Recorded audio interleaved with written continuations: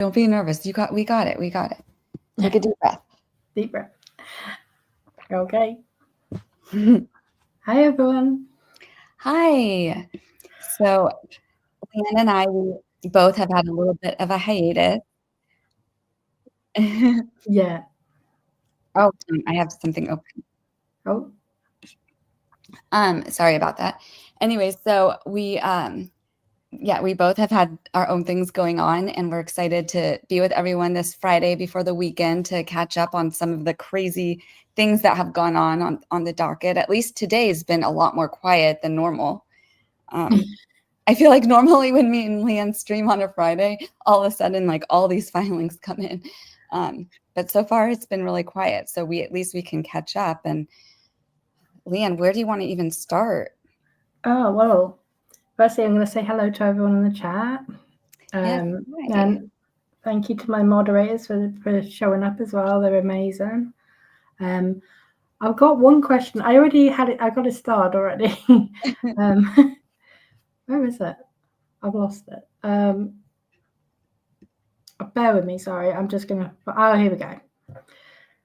From Girly. And the owl. There's a story behind that. It's just a really short one.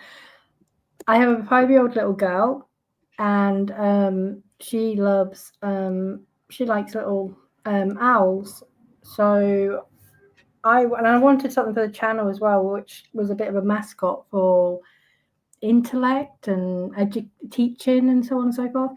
And I was a bit inspired by the owl Archimedes from Sword in the Stone, and the Duolingo owl. So I spoke to Eiko Ishiwata, Brett McDowell's wife, and I asked her to design something, an intelligent looking owl with a pair of glasses on that would just kind of appear in the thumbnails, and it will eventually get its own little animated sequence. So that is Newton, my owl. Well, that's very cute. Yeah, I've made for my little girl. Well, we already have a question do you see from Max Rebo? It says, just wrong. This one. Yes. Do you both think the Lively Declaration will be unsealed partially or not? I do not have faith in Lyman's decision. Yeah, I don't have much faith in him either. However, personally, I think I hope that he will actually unseal it.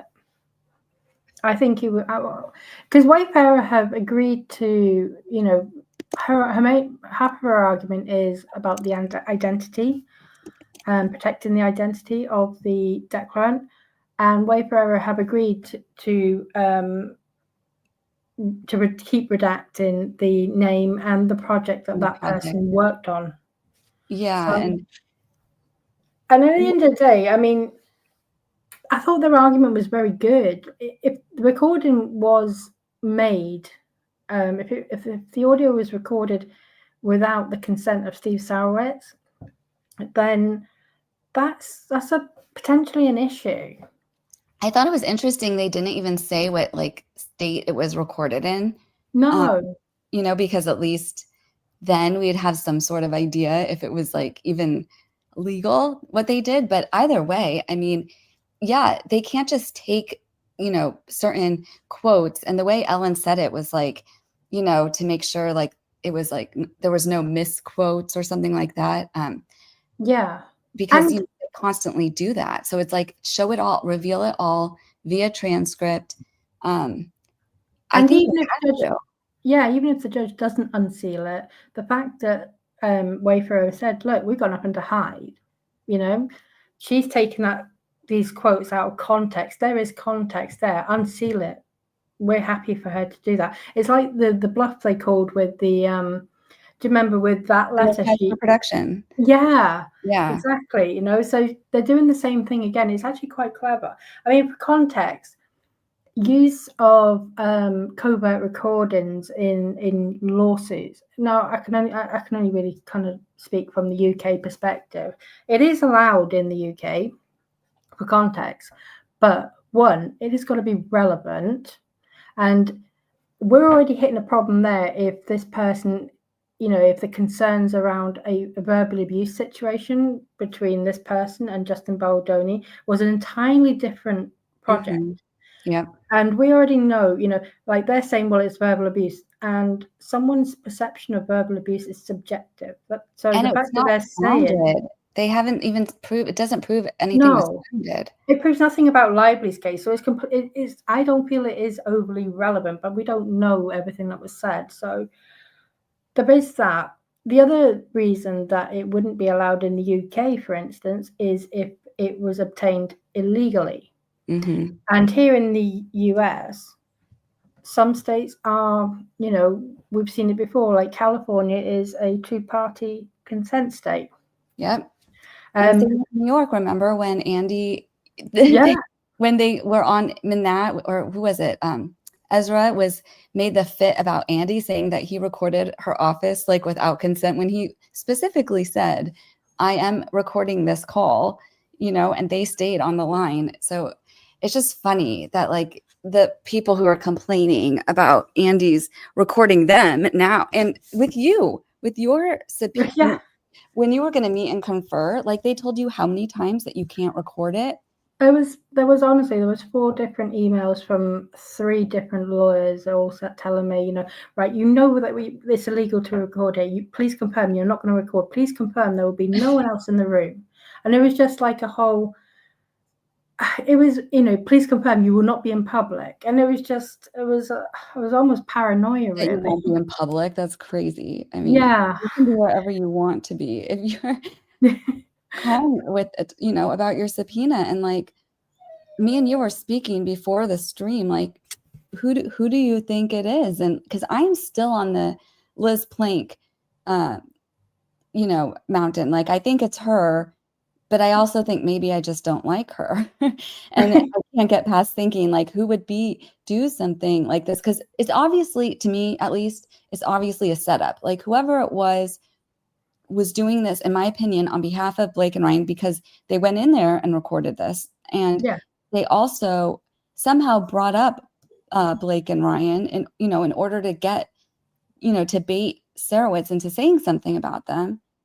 So I don't know. And I don't know. There's been a lot of good theories. I've seen Ashley's video about that other actor. I don't know. Yes, I've seen some people speculate about, I don't know if it's like a photographer or something from, I can't remember the name of the series now, it's gone from my mind, but the series that Justin Baldoni did of people with terminal illnesses.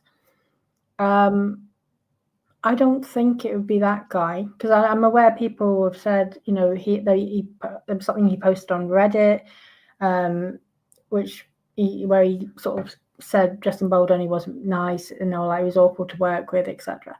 And people also picked up the fact that this guy follows Ryan Reynolds and is followed by Ryan Reynolds on Instagram.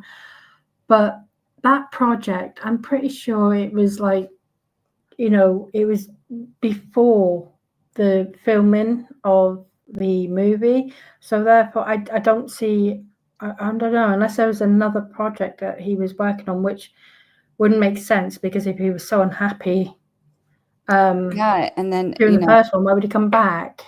And the chat has some good comments, like Rose Wild said, why didn't Blake have to turn over that evidence or identity of that witness to Wayfair?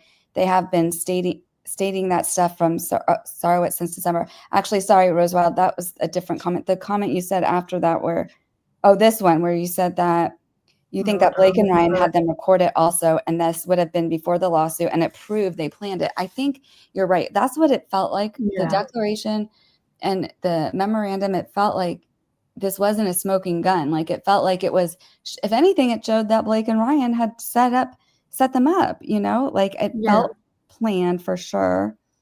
And in my opinion, sorry, but to bait them to say that certain thing and to go in there recording and then to give it to Blake and Ryan. I mean, obviously in August 2024, who was close with Blake and Ryan around that point. And I don't know if this makes a difference or not, but I think it was the declaration, you know how normally it said like it had both like the lawsuit header and the counter lawsuit, which has been dismissed now. So it makes me think that this was made a long time ago and they're just bringing it back now for some reason. Yeah, it could be. Without, and this is what I think Wayfarer were trying to say is, well, without context, it's misleading. We don't have enough information, and what they're saying is release this information. And her second argument about why it shouldn't have been released was, well, it's going to cause a media frenzy. But to be honest, we're all doing that anyway. We're all sitting here trying to guess who it is. What was it they were talking about? What project were they working on? So, that horse is bolted. And then Joe says, is that recording admissible? If it was illegally obtained, I don't know. If it was illegally obtained, it shouldn't be. It wouldn't be in the UK. I can only compare like the UK because I haven't gone away and looked at all of that. So I can't just, and it's not something it's not, obviously I'm not working in America. So I couldn't, it won't roll off my tongue like it would with someone like Nag, but I would, if it was obtained illegally, I can't see why that would be admissible. Because where is Steve Sarowitz's office? Is it in Illinois where he has a home, or is it it's in Wayfarer? It could well have been in California, but yeah, potentially Illinois. My gosh. And then Marie G424 says, you would think the entire declaration would be inadmissible because what the F does it have to do with SH and that it ends with us? And that's the other part of it. Is like, even if it was like obtained illegally, what does it have to do with anything? Like a different project talking to, like someone said something that's has been not even been founded, and it doesn't make any sense. And I guess like, because I was reading this, Rolling Stone article about, it was obviously from Blake's team about how this supposedly is an example that he was going to pay for a smear campaign or retaliation campaign. And I was like, I don't see that either. No, I don't either. I've seen a few people sort of say, why are Wayfarer not wanting, happy to not have the identity disclosed? And I think Haley makes a good point here. I'm pretty sure that Steve Sarowitz knows exactly who he spoke to. Oh, no, exactly. I have no doubt about that. I think Wayfarer know. Oh, but for sure. Also, by it's quite clever what they've done. Sorry, by agreeing to continue to protect the identity, they've weakened Lively's argument to seal everything. So they are given with they're giving some to Lively, but they're saying, well, this bit here, Lively has got some front really to complain about, privacy concerns of the individual, the declarant, when that person recorded Steve Sarowitz without his knowledge, without his consent. Yeah, he's the one who should no be one's considered his privacy here. Yeah, and they are just like, every time Wayfair is just like, reveal it all, like, unseal it all. They have nothing to hide. It just seems like they have nothing to hide. Whatever this is, it doesn't seem related. It seems ridiculous. And you would think they would give the full context on, Lively would have to begin with, just to show that like this was a clear proof of retaliation, and it's not. And that's one thing again, like, us content creators who were subpoenaed now can say, because we now have the first-hand experience that Lively and or her legal team definitely misrepresent things. They cherry pick things all the time, take things out of context. They have literally done it to us. So now I'm not going to sit here with that. It's no, I'm no longer sitting here trying to think of a way to say that, make that kind of a statement and not sound like I'm just being biased. I've been through it personally, and I can say definitively they absolutely did that to me. They did it to Lauren and Cassidy and Ken and Ashley. So They do cherry pick, and that is exactly why Steve Sarowitz wants it all out there. But also, if it was obtained illegally, because they've been using this quote for a while, I'll bet Yeah. like only a really chopped up version of it. So now they're trying to give the bigger version of it. But wouldn't the lawyers have said that they need to stop like using that or bringing that up if it had been obtained illegally? And you know what I mean? Like that's not this admissible. So, but they've been using it this whole lawsuit, and this is the first time we've ever said anything, because it is in response to the 47.1 treble damages. But yeah, Tiffany, and what Tiffany said right here, she said, I think if it was a two-party record state, Wayfarer would have stated that. So it leads me to believe they recorded in a one-party state. I mean, either way, if it was inadmissible, like for this, it should have been inadmissible this whole time. Like it should have been called out when they first were bringing this quote up. Yeah, no, absolutely. And hence Homestead's right. It could be the Sony lady. We don't know. We'll probably find out at some point. But do you think we'll find out, or do you think they'll just say it's not? Well, if this person goes on to be a witness at trial, we will find out. Yeah. Well, I mean, that's the best she has to ask for treble damages. That's a lot of money. That's means whatever millions of she spent on the lawsuit, the dismissed countersuit, all of that, plus just, and then it could end up being in the 50 plus $million that they're asking for. And that is the evidence that they're using. It's so stupid. It just seems so ridiculous and desperate. Oh, well, exactly. And Tiffany's saying I think if it was two-party record state, Wayfarer would have stated that. I've actually, so obviously Wayfarer is based in California, which is a two-party record consent state. However, I have, whilst we've been sort of chatting here, checked on Illinois as well, just because I think that's a good point. And that is also two-party consent state. So, oh, wow. So California, New York, and Illinois. What about New Jersey? Oh, let's have a look. I mean, this case is so insane. No, it's not. It's not a two-party? No, New Jersey is not. So, I mean, maybe this was, but, Well, no, because It Ends With Us was filmed in New Jersey. Yeah, and they stopped filming, and this was a different project, apparently. It was a different project. And also, in August 2024, I mean, they were done filming It Ends With Us. So, yeah, it wouldn't make sense to be there.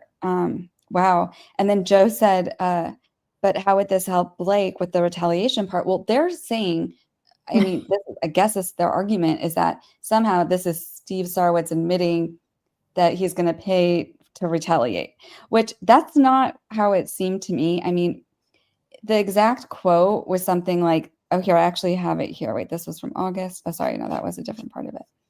But do you want me to pull it up? The exact quote. Which one is it? What they're saying was said that proves the retaliation. Oh, okay. One sec. Find it. I also agree with this comment as well. Jane, Nag said it shouldn't be allowed. And to be honest, she did. Yeah, and if it, the way it sounds like it's been obtained, I would agree with that. Yeah, I mean, me too. But they kept using it. They've kept using this Hamas quote. Okay, so here I just found it. Oh yes, the bodies. Okay, so it goes. So I'm reading from the New York Times, or not the New York Times. This is the Rolling Stones. Of course, I don't even see it in here. Did they edit this? I'm not. I don't know. I've not read New York Times. No, I'm saying New York Times. Rolling Stones. Well, it just says specifically they claim Sarowitz confessed during the August 2024 meeting that if Lively and her husband, the actor Ryan Reynolds, quote, ever crossed the line, ever, then I will go after them, end quote. He purportedly declared, quote, I will protect the studio like Israel protected itself from Hamas. There were 39,000 dead bodies. There will be 2 dead bodies when I'm done, minimum. Not dead, but you're dead to me. So that kind of dead, but dead to a lot of people. If they ever get me to that point, then I'll make it worth their while because I'm going to spend a lot of money to make sure the studio is protected, end quote. So that, there you go. So like that is the main chunk of this quote. And even that, he's just saying, like that's not admitted, that's not proof of a smear campaign. Yeah. This is in private. This is not like him confirming anything with anyone. And like, okay, I'll give a kind of a crazy example. Like I had my grandfather who's now passed, but at one point, like there was a break-in at his house, and I get there and the police are there and they have their body-worn cameras, and I'm like, I was so heated when I showed up, and I was like, oh my God, if that guy's still in here, I'm going to kill him, you know, but like, obviously I'm not going to kill him. Like, but No, and that's important say. though, because it's the condition, right? Because that's a conditional quote. Mm-hmm. Same in the UK again. Kind of bring it back, like, you know, in the UK, if you make a threat, but it's you say, well, if you know, if he says my name once more, I'm going to punch him. Mm-hmm. It's no longer a threat. You know, someone cannot be intimidated by that and consider that like assault. They can't feel threatened by that because there's a condition attached to it which takes the sting out of it. So, you know, and what Starrett is saying is if they cross the line, well, he's conditioning that. He's not saying I'm going to do this. He's saying if they do cross the line, whatever he means by cross the line, And I don't know. Yeah, and he said he's going to protect his studio. He's He'll going to spend a lot protect. of money to protect Yeah. his studio. And if people like look up the, you know, this studio, Wayfair, him and Baldoni founded it with the idea of making movies for good. They wanted to like make movies that would change the world in a positive way.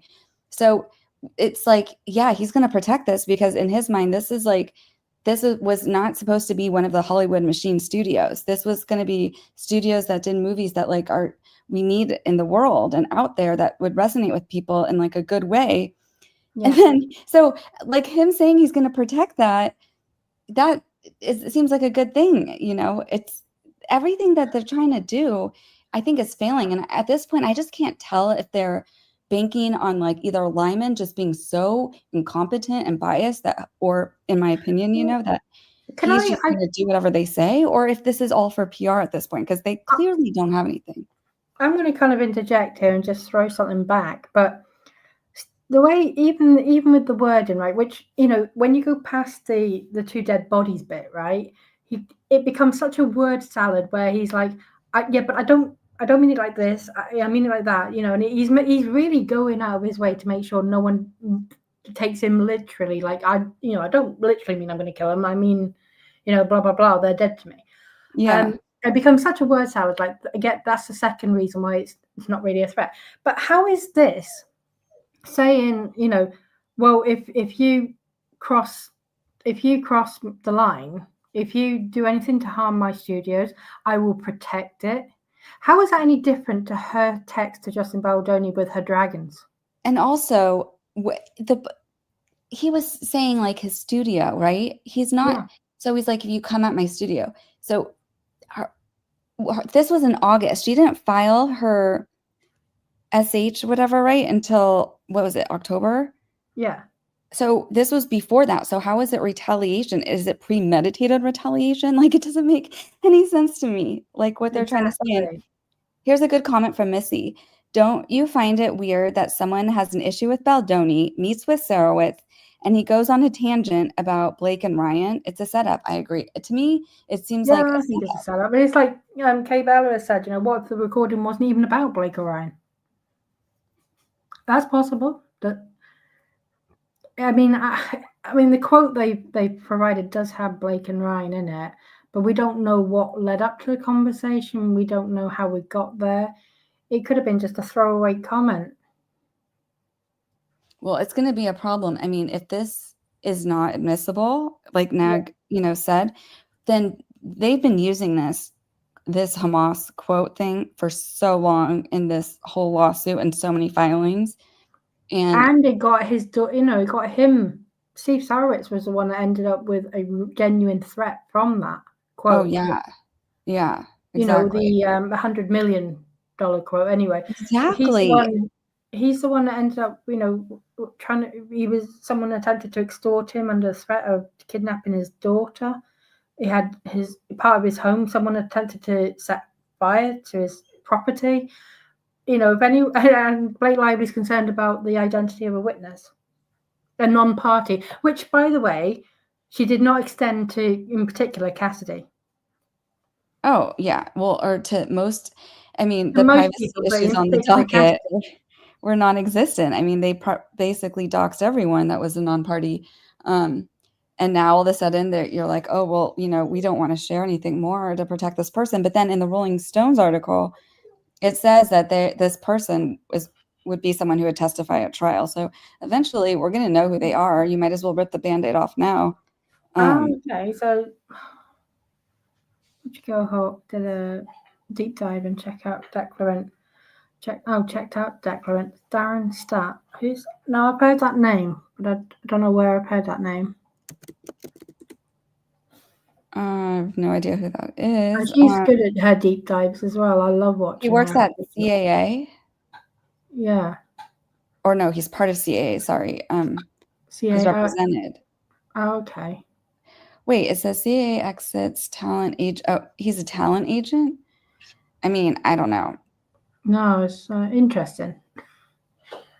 And then ACC said, I feel like I lose brain cells when hearing arguments from Blake Lively. Steve Sarowitz even clarified that he was speaking figuratively, yet she still said in her depo that she was scared for her safety. And I know, that's what's so funny. It's like he was obviously speaking figuratively. And he also said, if anyone comes from my studio. And it's like, was she scared because is she now admitting she came for his studio? Like, yeah. It's just, I don't know. And I don't really understand what they're doing here. I mean, should we go on to the next filing just to show how crazy this is? I mean, with the whole sourced intelligence, the PI. Oh, sourced intelligence, yeah. Yeah, so this is the private investigation firm that we got it. I'll share screen now, actually. And so I don't know if you guys, the chat remembers, but last time Leanne and I spoke about this, I found out that the magistrate judge, on stream, was the same one that was the magistrate judge for the subpoena on Brian Friedman's law firm in Los Angeles. And he just bent over for Lively and sent that over to the New York docket like she wanted. Then we saw him here again, and this is for the PI firm. And once again, he's just like this. I cannot stand this guy. He kicks it over to New York. And Leanne and I said, the next time we hear about this filing or this, the subpoena, it's going to be in New York. And here we are. We're in New York. And oh my God. What did he find? New York. Yeah. But I hold a little bit of faith. I liked this argument from sourced intelligence, actually. I thought it was a really good, strong argument because Lively just came in and said, well, look, Judge, you've allowed all of these other motions to compel. So, and without any kind of, without passing out the differences, she just said, look, because you've allowed it with Coslow and Case and with Skyline, you should just give it to us again. You may as well just stamp it now. There's no point even, talking about it anymore. But what was it? They come back and they were like, well, no, hold on. This is different. We were hired by the counsel, by Brian Friedman's firm. Like many law firms hire. Yeah, this is quite a normal thing. They law firms often hire these investigative firms to help trace witnesses or find out various information, do background checks, financial checks, all kinds of things. This is absolutely normal. Why she is treating it like it's not is wild. But they never communicated with anyone other than the counsel at Friedman's firm. And they just did their kind of investigations and reports, and that's it, right? And what they're saying is, look, this is different because these communications and reports would not have occurred without the Wayfarer attorneys, and also the Skyline, right? So they start with Skyline. Skyline order did not address claims of work product, right? And Which if people don't remember, Skyline is they're the web hosting company. The web host, It for the has nothing to do with lawsuit. this private investigation firm at all. Yeah, this is completely different.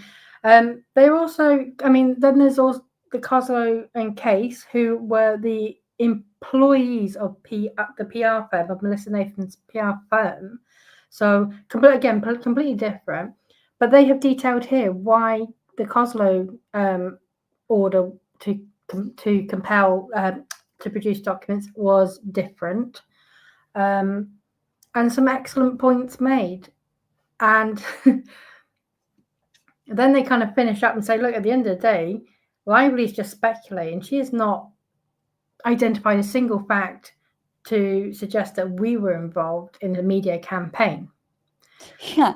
And also the source intelligence, no, not source intelligence, sorry, the Skyline one, which we learned from the Signal chat, literally was just hosting 2 PDFs that were from court documents. So it wasn't this wasn't any sort of campaign or anything. It was just them putting 2 court documents as PDFs on a website. Yeah.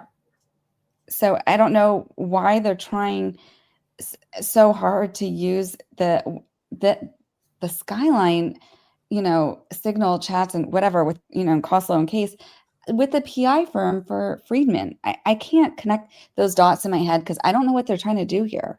No, I'm not sure either. I don't understand this. I do think I feel that there's a stronger case here for Lyman to say no to this one, but I don't have the greatest confidence that he won't rule in Lively's favour again. That's where I am now. But one thing that was of interest to me, to you, and I think to most people was this. Where is it?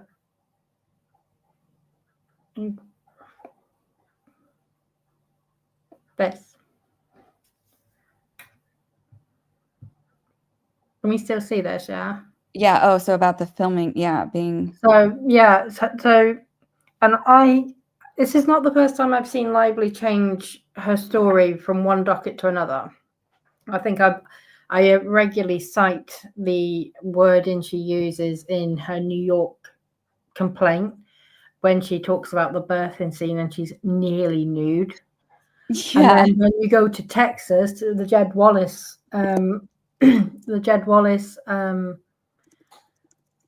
lawsuit against her, which she's filing motions to dismiss. In her motions to dismiss, in that docket, she describes the same scene, but she is nude, entirely nude, like from the waist down. So we get a very different picture, and it's almost like she amps up the allegations.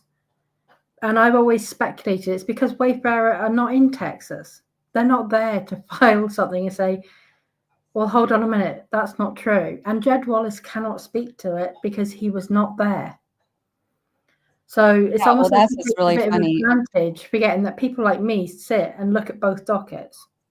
Yeah, and like also both lawyers, shared the deposition of her. Their question. I don't know this whole thing. I'm sure she got pulled up about it, but I feel like this is just more of that now.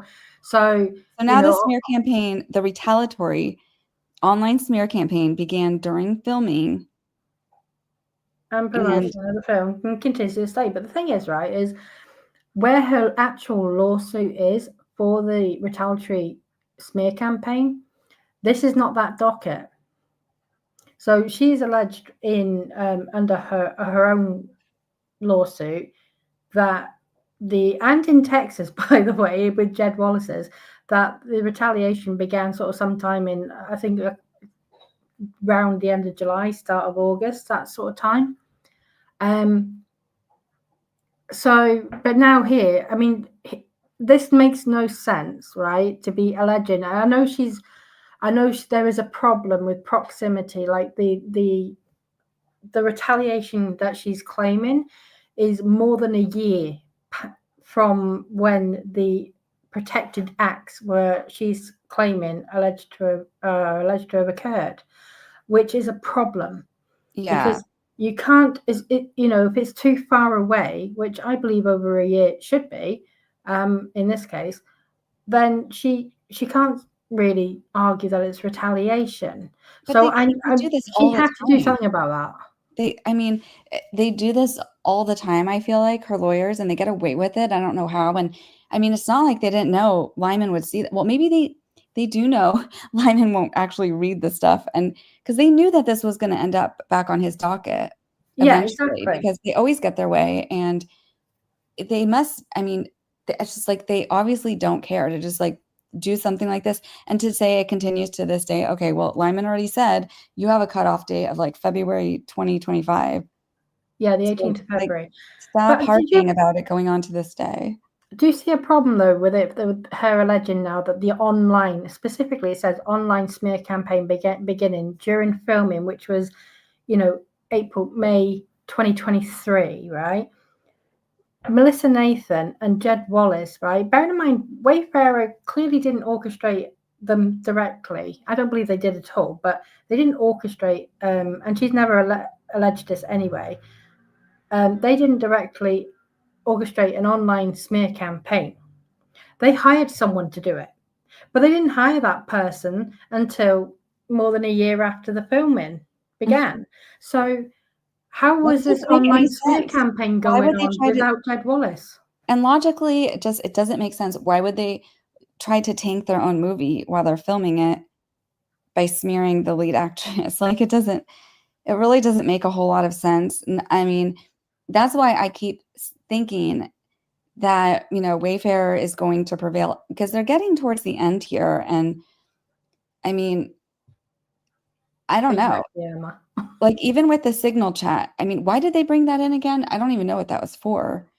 Well, no, I haven't quite figured out what the signal chat, the So purpose of why it did is. they bring that up Because then? actually, the stuff in there, if I go to my ex, no, I I'll thought tell you what, I'll go to the signal chat. I thought it was one of like the most endearing things I've read. I mean, because obviously you have some like non-tech people, maybe boomers. I don't know how old Jamie Heath is, being like, can we just load the document like it's, like a phone statement when how I can pull up my PDF and like, um, and then you have like whoever the person Rosa was like on the other doing the website and being like, Yeah, because the thing was is like they didn't want this. They could have made this look super polished and nice. They could have done that, but they didn't want to do that. Like they wanted no room for speculation. Like they took the documents that were filed through the court, so then and that they got their stamp.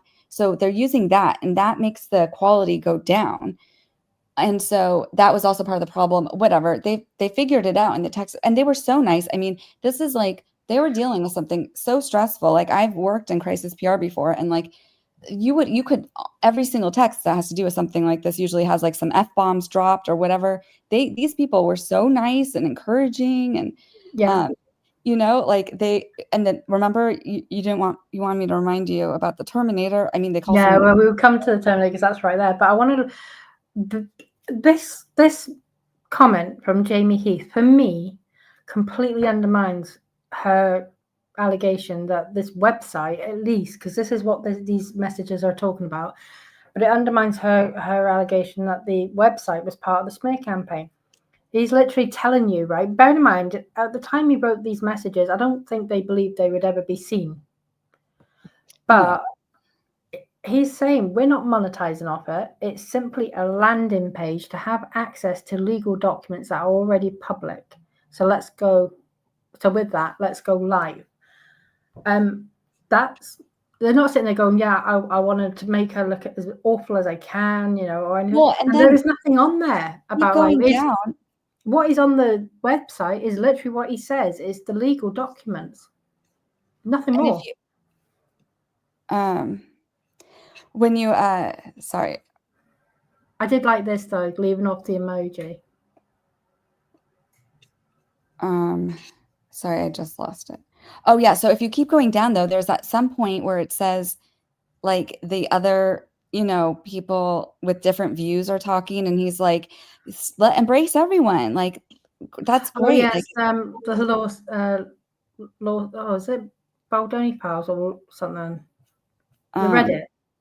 yeah, they asked if like they wanted to add any like other accounts to like counter like some of the, other narratives that people had different opinions and he's like, no, let's embrace everything. Like I think I have it on my X. It was like Oh, I think I got it. Yeah, let those who need to express a disdain for us and love for the other team do it and wear proudly. They're allowed. Just as we love when people sing for us, some will sing for them. Bring it on. We're not dissuaded or even affected. Have at it. And that's exactly it. There's nothing in here. There's a bit of snark, which I enjoyed with the, oops, I forgot to, add the emoji, the upside down smiley emoji. yeah, exactly. And Friedman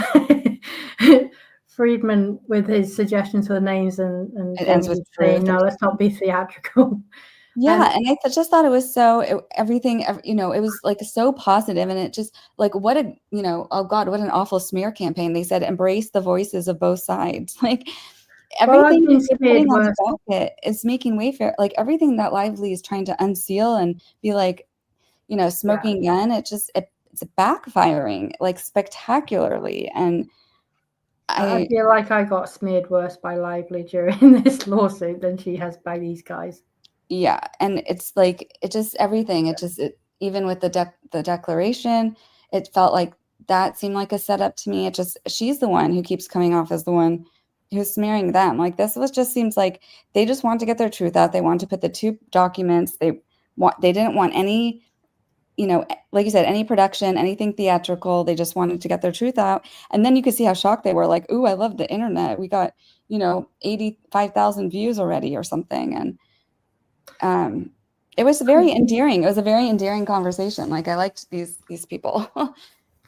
I do. So yes, we did notice that. I had to go through a few messages just to make sure, but it does appear that they do refer to Brian Friedman as the Terminator. Yeah. So Which I think that's adorable. It's quite fitting. It's not unusual for like quite fierce and passionate counsel to have these kind of names, like the Rottweiler, the Pit Bull, or something like. They get a reputation. Brian Friedman certainly had a reputation that spoke volumes, and it was clearly very friendly with him. I thought it was cute. What do you think? yeah, well, I don't know. Maybe it's like because one of the Terminator famous quotes is like, "I'll be back" or something like that. So maybe they were like, doing something like funny. I don't know how we got that nickname. But I think, yeah, to me, like had such this positive attitude in such like a stressful situation and having the glitches and whatever, and they did not even have any swear words. And to me, I said like it reminded me of the Lion King, the Hakuna Matata Yeah, song, and how they were all just like dancing and that's what it felt like when I was reading these messages. I felt like they were just like Hakuna Matata, like everything's gonna be fine. We have our truth out and like embrace the other side. And it was just in good spirits. And it's crazy that like she's using this to be like, oh, look, this was their retaliatory smear campaign. God forbid they like post these public documents, on their own landing page. yeah, no, exactly, and we loved it too. And meanwhile, she's just, this was coming from someone who just did the biggest hit piece on them right before the holidays in the New York Times. Yeah, well, exactly. That's exactly. Cassidy was right. Blake Lively comes across as aggressive and angry. Justin's team leads with amusement. They certainly are amusing. Although I gotta say, I think Jed Wallace's attorneys are even funnier. Yeah, they're great. Honestly, I live my best life when I'm dealing with their filings. Yeah. Probably because I have to deal with whiny Gottlieb and chest thumping Ezra. Do you know what? Robin, I did see Ashley's. that was so funny. I said to Ashley, the only way she could have made that funny if you had like a bit of footage of a duck quacking and then like a goat doing like a, I don't know what they do, bear or something like that. And then just but Ashley was narrating the back and forth. But I was highly amused by that, and I definitely recommend going to see Ashley's reading of it. It was funny. Well, and speaking of dramatic readings, one of the most famous dramatic readings of this whole case so far has been Perez, how he would have the dramatic readings of his own filings. And, and he has like now that his subpoena has been dropped, and in my opinion is a huge win. Good for him. Yes. And now that like that is done, it's the kind of the end of all of these like content creator subpoenas, which was her argument was that like they were part of this, paid smear campaign. So now that argument is kind of like collapsed. I mean, I think the only one still pending is in Florida for Andy, I think. But like the rest of it, and she subpoenaed Megyn Kelly, who, if you haven't seen that rant yet, I highly recommend it. She just goes at Blake Lively. Oh yeah, she really goes bananas. That was amazing. And she channeled, I think, everything that I think we all on some level wanted to say. Mm-hmm. And some of us come out effing and blinding, others didn't, but that's okay. Someone told me a funny comment. They're like, it looked like she was trying so hard not to like say words that would, get like a strike on YouTube. Like she's like, she's a bully, brat, blah, blah, blah, narcissistic liar. And then she's really trying to argue that anyone who has anything negative to say to her is on the payroll of her enemies, which it's true. And it makes no sense. But now that all these subpoenas are pretty much gone, just makes her argument look worse. So I'm guessing it's just Andy's now, isn't there? I mean, I think the reason they're kind of sticking with Andy a bit longer is he's obviously got the documentary. He's been very kind of open about the fact that he's had conversations with cast and crew for the documentary, and I think she wants to get to that information. Oh, I know what I was going to say though about Perez. Sorry. Yeah, not only did he win, but so I don't know if you saw like his video, I think it was like 2 days ago now, where he said according to his source, his exclusive source is that like, Baldoni and Wayfair have already seen these texts from Taylor Swift, which we know that they were, the judge ordered for them to turn them over. Yeah. But we don't know. And they also, Wayfair has said that they actually didn't get anything from Swift, remember, in another filing. So I'm guessing these had to have been from Lively. But I don't know. But they said that they've seen them. So what they actually did, they were really clever with the wording actually in that filing. They both them and Taylor Swift's lawyer, they all specifically said no documents were exchanged. They were quite specific about that. No documents work. So maybe they just looked at them. Yeah, possibly, or they agreed to something else. Like something verbal. It may have been because everyone's like, oh well. Even Lively was like, well, they Wayfair subpoenaed Taylor Swift, then they withdrew it, and now they're gonna subpoena her again. But the first subpoena was for documents. It was not for a deposition. So that's a different thing entirely. So Lively was compelled to turn over the text to Taylor Swift. So the text that Wayfair has seen are from Lively. Yeah, so she was compelled to turn her text with Swift over to Wayfair. Yeah. Yeah, not to Swift. Okay. And then, so they must have them by now, I'm guessing, if they haven't filed anything. Oh, yeah. I would think that they have. I would think they have, because that would be why they wanted to do a deposition, right? Is they've got to, the Wayfair would likely have wanted some clarity from Taylor Swift. Well, what does this mean? Can you confirm that this is what was said? And they will want to have asked questions about that. I mean, they can still proceed without the deposition if they got the text messages, because the text messages are coming from Lively anyway, and they can ask her the same questions. Elizabeth Wilson asked Candace what happened with that one. So I think that hers, because remember when she said her lawyer said to wait to see if they would get something, the same info from Wayfair and Yeah, the they've been on lawyers. hold.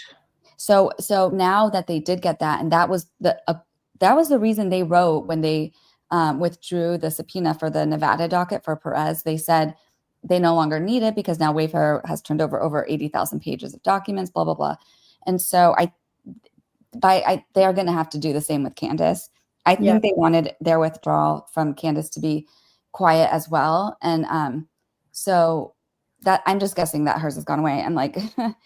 They were never going to get anywhere with her. I mean, she's taking on like the president of France or whatever. Like she has a lot bigger things she's dealing with. She doesn't care about their stupid subpoena. They would have beat it. And just like they withdrew everyone else's subpoena. So I'm sure Andy's will be gone soon as well. There was another comment or a question up here I thought was good. I was just going to quickly, because Rose Wild has asked, why do you think Billy Bush was not subpoenaed? And the honest truth is, I don't know. I had a good answer.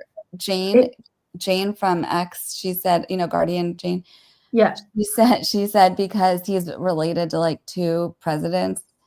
And they're like, try subpoenaing him. Like it would have been a really bad idea. I don't know. I don't see that being a barrier myself. I mean, maybe not, but I think that they would have what is it? F and find out, F around and find out. I think that if they had gone for him, I think that's I have no doubt he's got friends in high places. But I mean 2 presidents. But they're not sitting president.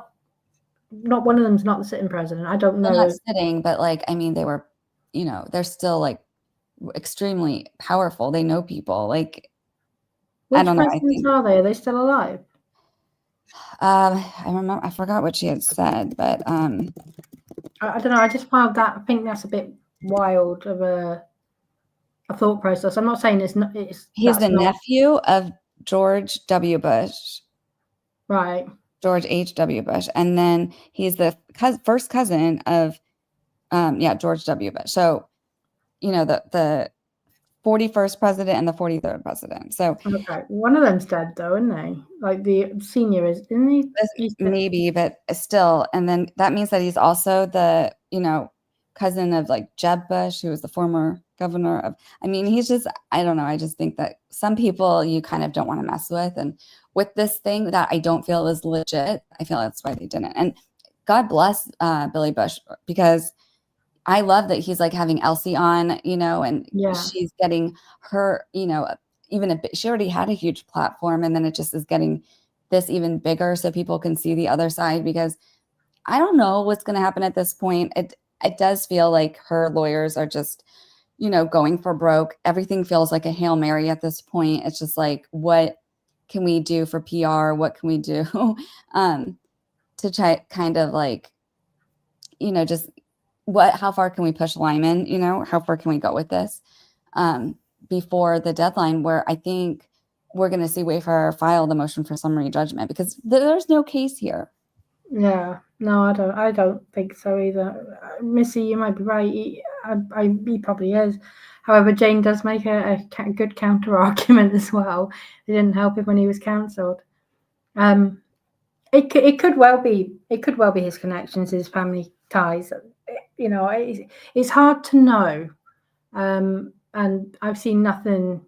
I like to see things on the docket that tell me this is what it is. Well, I don't love speculating, but if I had to speculate, I'd say that's a pretty good reason.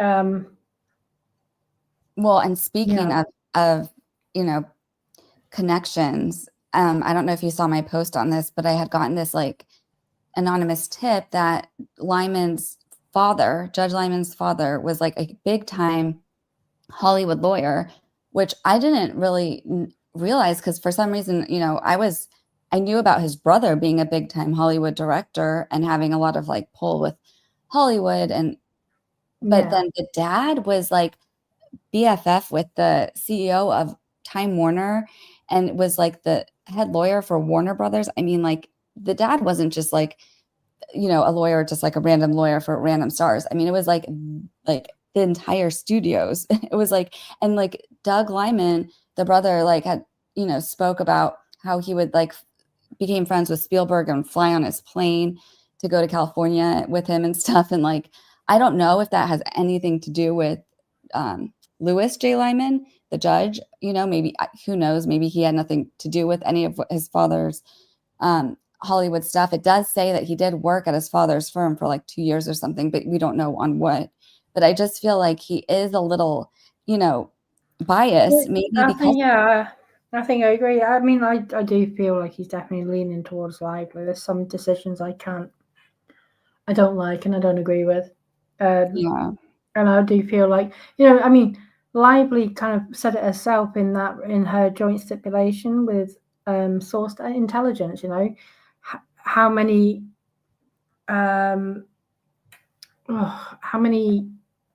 where is it? That Wayfarer, they have a broad definition of privilege, and the court has already rejected most of them. And when she says the court, we're obviously talking about Lyman. Mm-hmm. Yeah. So she points out, this is it. Given Liner and the Wayfarers parties' expansive views of privilege and protection, many of which the court has already rejected. So she does actually point that out herself in the filing, that Lyman does not make many decisions that go in Wayfarer's favor. And I think Wayfarer know that anyway, because you're seeing them more and more, where possible, quoting case after case after case that is Judge Lyman's. Yeah, exactly. And like, it's normal, it's quite normal and good practice actually to quote the occasional case in a filing from the judge you're sort of writing to. However, I think one filing, I think it was a 2-page letter, had like 6 of Judge Lyman's citations in well, in Judge Lyman's own ruling, like where he granted Lively the extension to for her deposition of Steve Sarowitz, and then denied Wayfarer's extension to have the deposition for Taylor Swift, and that his own filing that was like little less than 4 pages, he cited his own case, the furry puppet case, 4 times. And like, I have this ongoing joke, like anytime you hear furry puppet get referenced, like take a drink, take a shot, because it's like his most, I don't know, like renowned case, and it's been cited, I think, the most out of any citations we've had. But like, he did it 4 times in his own filing, and I'm like, is he playing a drinking game with himself? Like, is he at happy hour just doing these rulings for her? Like, is he buzzed on Betty Buzz or Betty Booze, whatever it's called? It's insane. And so Joe's asking, can Taylor still be called on the witness stand even if she wasn't deposed? Technically, yes, she can. So that it's not, we're not at the end yet. I mean, we're not at the end yet. So we've still got is it 11 days to get a deposition done? So maybe they'll do something. I don't know. Yeah, and they also brought on the two new lawyers that Wayfarer did, Shapiro and yes, the other one. So I don't know if that is to prepare for appellate issues already, but good on Wayfarer. I'm glad they're fighting back. I'm glad they're not just like rolling over, and I hope justice prevails. I absolutely do too. So people wanted to know a little bit about the new lawyers. I know they keep saying it's Diddy's lawyer. I was like, well, she's very established, worked for, I mean, I don't read too much into that. I don't read too much into Melissa Nathan was Johnny Depp's PR crisis manager. Yeah, all that tells me is these people take on famous clients. And also they won. Like, really, Diddy, considering what he was up against, usually like the feds always win, they say. Like, if you're up against the feds, you're going to lose. They have like a 99 point something % win rate, and they lost with Diddy, really. I mean, he got like only, was it 2 of the charges or something? So out of how many? And he also hired like I don't know, 20 lawyers, 20 of the best lawyers. So whatever, it happens. Like people need to get past that. I mean, there's no doubting these two lawyers are extremely good. They have great reputations. And oh, my dog's whining. Given that, I believe it's Alexandra Shapiro was the one who was defending Diddy. And, given that he was found not guilty of so many of the charges, she actually did a very good job. Exactly. So when it comes to whether I believe Diddy or not, that's irrelevant. Her job, her mission was to go in and put up a defense, and from that perspective alone, she was quite successful. Overall. Yeah, and I think that if anything, I think that's a good sign. And today that the docket has seemed quiet. Like I think we basically did we cover everything that we knew up to now? Oh, sorry, my dog. It's okay. So someone noted that one of the lawyers was an appellate lawyer, which is true. Yeah. And I think there's been a bit of speculation that this means that Wayfarer are gearing up for an appeal.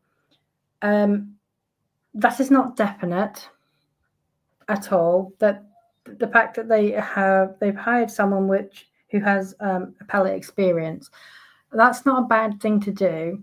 But they are, the other person as well. I can't remember his name. The second They lawyer. just got added to the Jones docket. Hold on, I have the name. It's Jonathan Bach. That's it. Now he is a very, very accomplished trial lawyer, but you got to remember that this case is going to be starting to prepare for a trial. The fact that we're 6 months away is rather irrelevant. So they will be bringing on, lawyers in preparation for the trial in March. And I think it's a good thing to bring them on now, and maybe it will put Lyman on notice. Like, hello, you have one of the best appellate lawyers, on the docket now. We're watching you, and it doesn't mean they're going to appeal. I agree, but it just like they're not messing around, and they're good for them. I hope they fight this to the end. I think they're in the right, and I'm just glad. I sucks for them, but to me, it just feels like It feels like Lively and Reynolds or whatever. It feels like they may have done these types of things so many times before, and they always have gotten away with it. And to me, it just seems like this is the first time anyone's fought back. Yeah. And I'm glad, and it's exposed a lot of things, a lot of people, and it sucks. But I think in the end, Wayfair is going to prevail. I've said that this whole time, and I think no matter what happens, they'll prevail. I think they will prevail. I think they definitely have the stronger case. In fact, that the biggest tell for me was when filing her motion for the treble damages and the fees, she had to go and get a declaration from someone else, from another person, about a problem that was completely unrelated to her claim. And unfounded nothing problem. Else. Yeah. That was like, for me, that tells me she has nothing. Exactly. Max has asked, Lively has also recently changed the defamation timeline. I wonder if this is to do with Jed Wallace soon to be dismissed, hence it's no initial smear campaign by him. I think it'd be interesting to see if she starts changing the timeline in her own claim, the Lively v. Wayfarer claim, because I think it became apparent through probably the lawyers should have known this anyway, but certainly so many people have been talking about this, that the proximity from the Protected Act to when she's alleging the retaliation started is a huge gap, and you can't just claim that everything someone does is retaliation, and that is unlimited and never ending. That's not how that works. So I'm guessing maybe her lawyer has kind of said to her, look, we may have a problem here, and that what maybe why we're seeing a shift in the timeline. But the thing is people are not stupid. The public is not stupid, and they have noticed the story is now changing. Yeah, Will Rose Wiles Lyman is notice it as well? He may not want to notice it. I know. I feel like he has like the, the Blake Rosie glass, Oh, what is it yeah, called? Rosie glasses on for her. Like, he just, I don't know what he's thinking.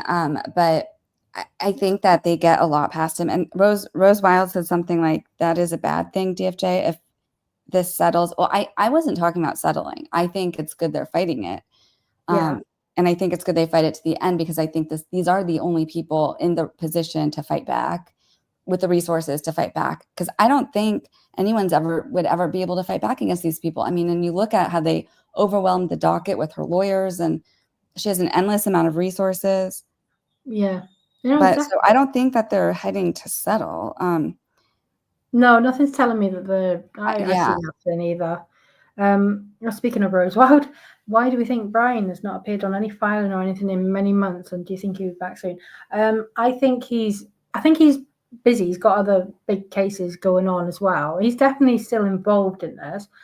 I just think he's keeping his head down because anytime he opens his mouth, Lively is straight, got run into the judge with a new filing and asking for sanctions because he's smearing her.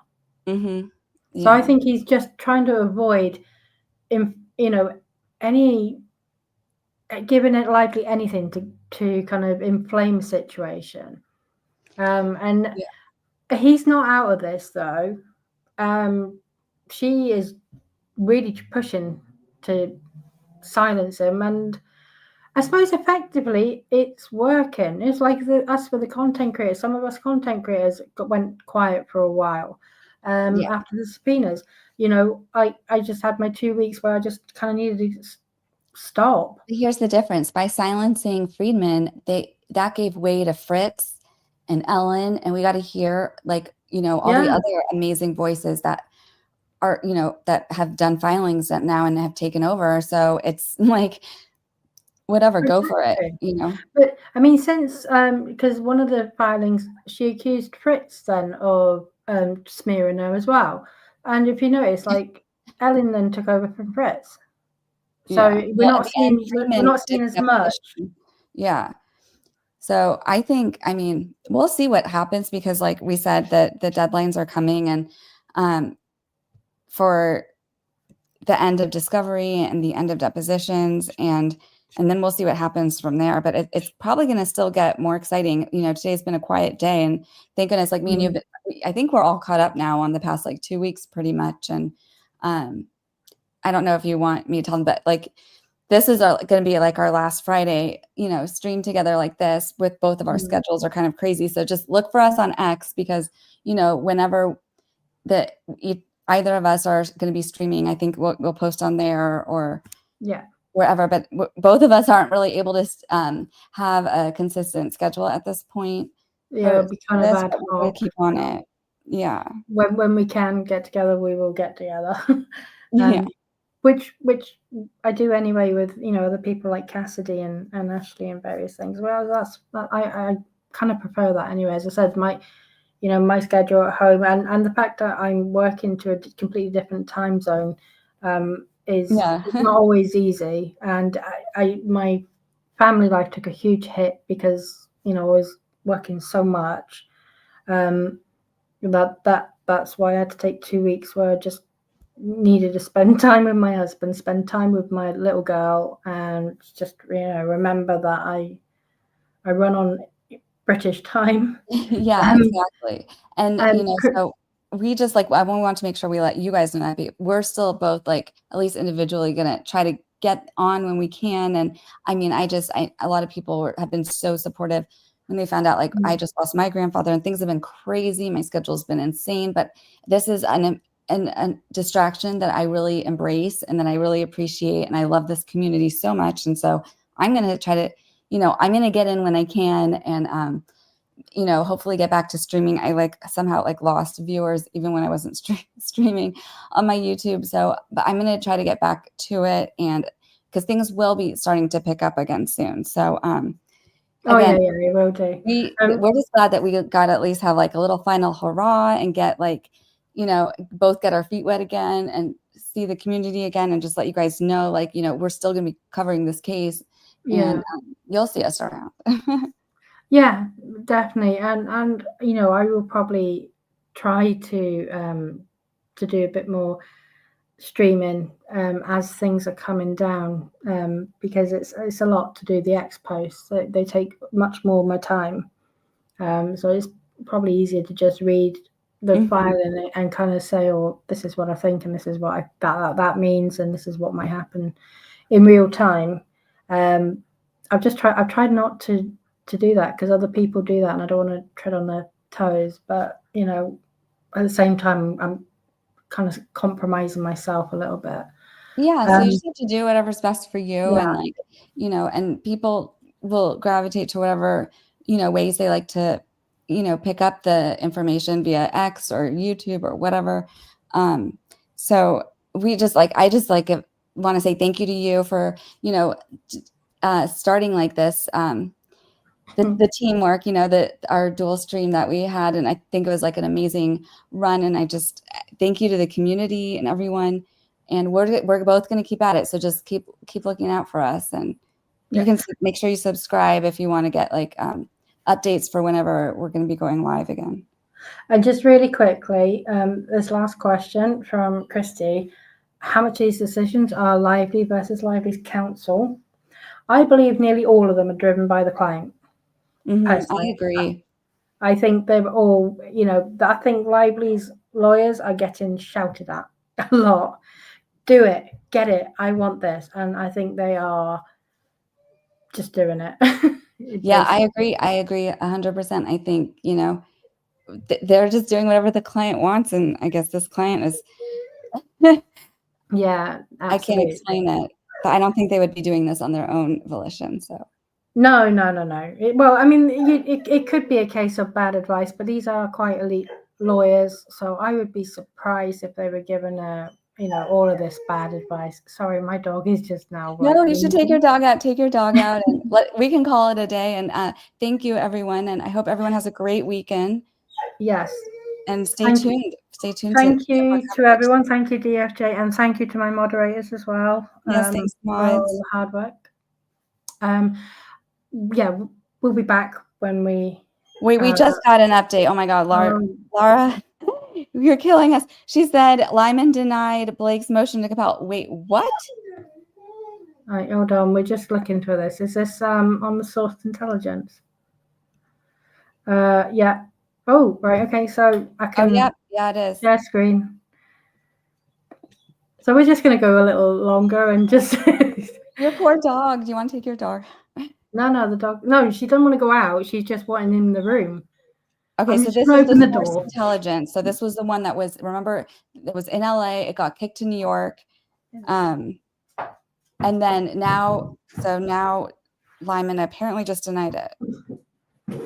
Right. So yeah, this is sourced in the source intelligence. This is a private investigation firm that Brian Friedman's firm hired, a perfectly normal, natural part of, you know, litigation. And how many pages is that? It's only 3. Right. Okay. So, right. So talk about this background basically. Transferred. Lively has not demonstrated that source intelligence is likely to have non-privileged information relevant to any claim in the underlying action. The basis for Lively's current request is that source intelligence was purportedly involved in an alleged online smear campaign against her in retaliation for her claims of discrimination.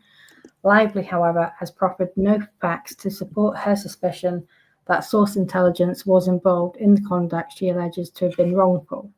She states that only one of the agents who participated in the alleged smear campaign may be sourced intelligence, and that source intelligence may have engaged in the same type of online activity this court has already held is not privileged or protected. Mere speculation cannot support discovery. Lively further asserts that source intelligence was retained by counsel for the wayfarer parties for the benefit of the wayfarer parties, and that source intelligence specializes in reputation management and digital erasure. But source intelligence has submitted a sworn declaration from its founding partner that it was engaged by counsel for the wayfarer parties only in late 2024 that it was asked to perform investigative services regarding certain persons or companies understood to be connected to the lawsuit liably filed against the Wayfarer parties, and that it prepared investigative background reports and provided these reports to counsel.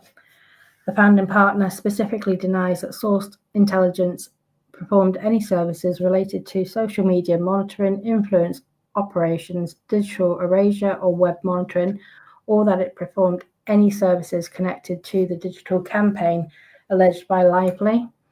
Furthermore, the only request for production in the subpoena directly targeted at efforts to seed, influence, encourage, create, purchase, manipulate, boost, amplify, facilitate, or engage with social media is request number 6, and sourced intelligence has represented that no documents responsive to that request exist. The motion to compel is accordingly denied.